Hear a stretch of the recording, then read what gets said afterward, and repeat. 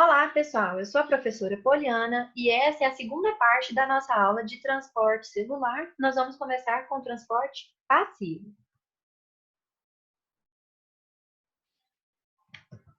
Então, no finalzinho da nossa aula anterior, nós verificamos que há diferentes subdivisões de transporte passivo e diferentes subdivisões de transporte ativo. Antes de começar a falar de cada um separadamente, tem dois conceitos aqui que são importantes para você, tá? Soluto e solvente. O soluto, se volta à parte sólida da minha solução. O que é a minha solução? A mistura da parte sólida com a parte aquosa ou líquida, ou seja, no solvente. Seja por dissolver ou por diluir, tá? Dissolução ou diluição.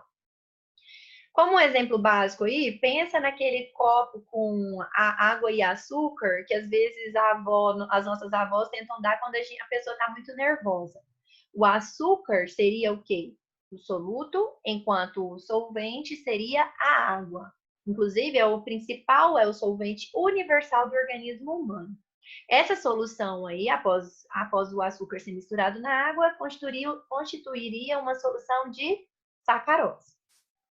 Então, o primeiro transporte que a gente vai estudar é o transporte passivo, porque eu não tenho gasto de energia pela difusão simples. Como vocês observaram aqui na figura, eu tinha muita concentração de soluto na região superior e pouco na inferior.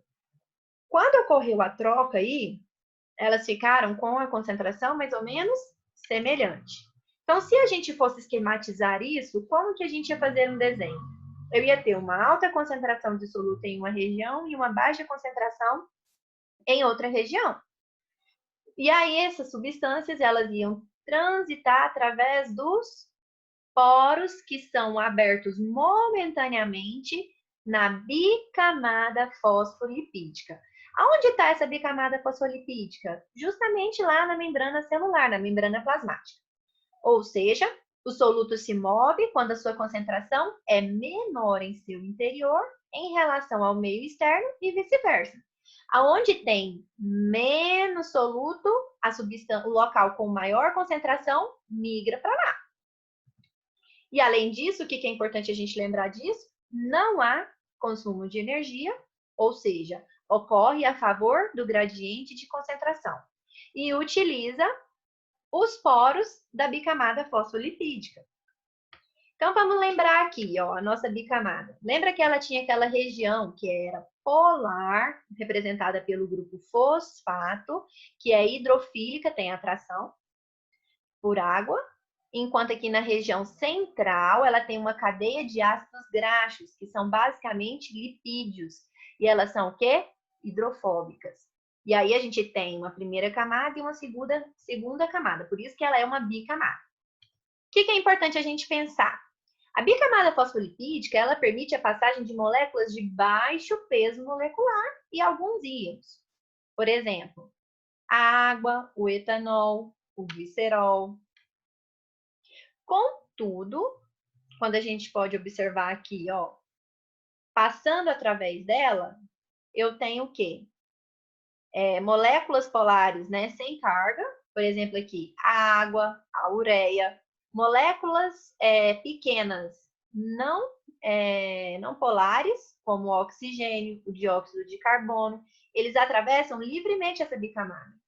Mas quando eu pego outras camadas, outras moléculas grandes, por exemplo, a glicose e aminoácidos, ou íons como o cloro, o sódio e o potássio, eles não conseguem passar através da bicamada. Eles não passam livremente por ela, tá? Por quê? Porque ela permite a passagem de moléculas pequenas, mas não permite a passagem, por exemplo, de glicose, aminoácidos, íons hidrogênio, sódio, cálcio, cloreto. Eu preciso ter mecanismos específicos para isso. Então, essa foi a difusão simples. Um outro tipo de difusão que a gente tem, que é a passagem sem gasto de energia, é a difusão facilitada. Na difusão facilitada, algumas moléculas, como a glicose, galactose, galactose, aminoácidos, eles têm um tamanho superior a 8 angstroms. Isso impede a passagem deles através daqueles poros da bicamada lipídica.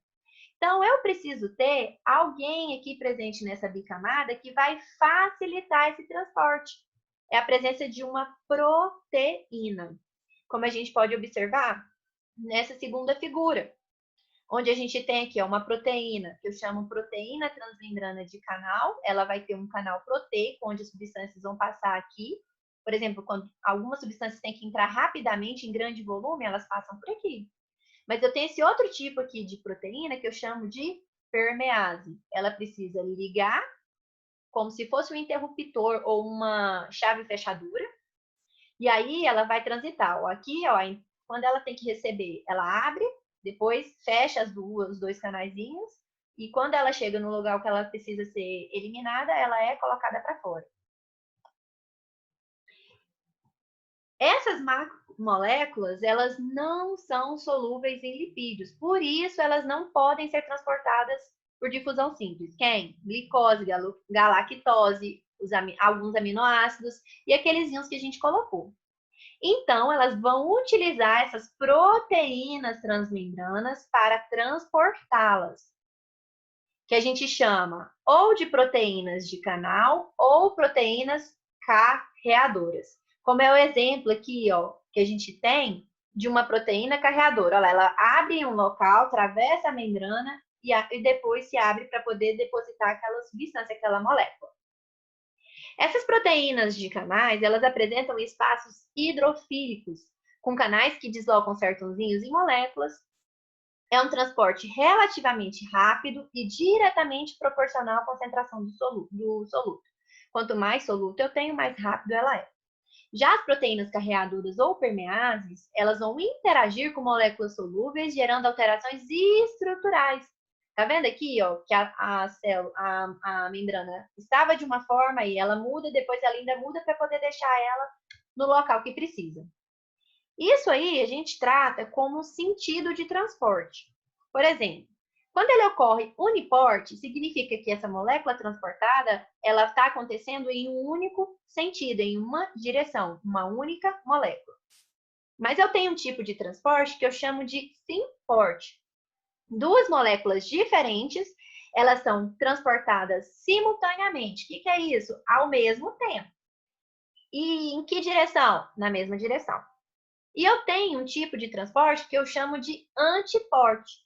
Duas moléculas também diferentes são transportadas simultaneamente, mas em direções opostas. Isso aqui é importante para a bomba de sódio e potássio que a gente vai ver mais à frente.